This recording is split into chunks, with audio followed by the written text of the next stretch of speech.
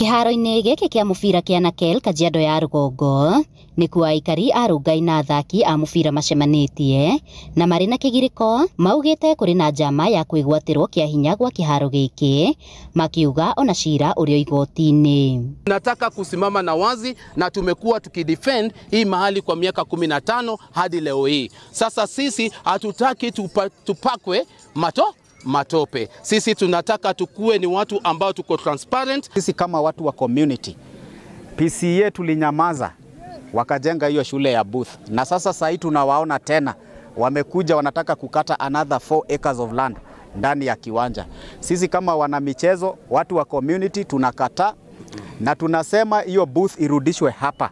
Kiharo gĩkĩ kĩa ika 16.5 gĩ gatagatĩ-inĩ ka gĩcunjĩ kĩrĩa kĩrendekithio gwakwo kwa nyũmba cia thogora wa raithi nĩ thirikari nene. Athaki aya makiuga mũingĩ ndũrĩ ũrakuruhanio ona mĩbango-inĩ ĩno. Ya pili, kuna watu ambao wamepanga kuchukua Ngai Murunya Secondary School 3 acres na kuchukua Ongata Rongai Primary School about 14 acres waweze kujenga affordable housing.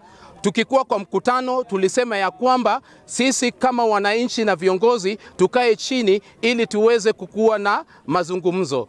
Tufanye kitu inaitwa public participation, kwa sababu sisi kama mimi chairman wa hii stadium sina authority ya kudecide on demarcation ama subdivision ya hii kiwanja mimi na komiti yangu, kwa sababu si kiwanja yetu, ni kiwanja ya community. Lazima community itwe.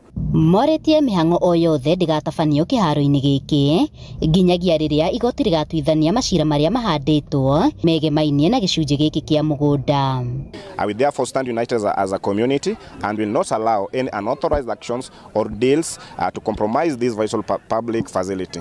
Should the matter remain unresolved, we are fully prepared to hold a peaceful demonstrations to defend our community land and protect the interest of our youths. The Nakel Community Stadium must remain a public space for sport, growth and opportunity, not a private interest. Handũ-inĩ ha Inooro TV kuma Nakel Rungai Kajiado ya Rũgongo, ngetwo Wacuka wa Kĩarie.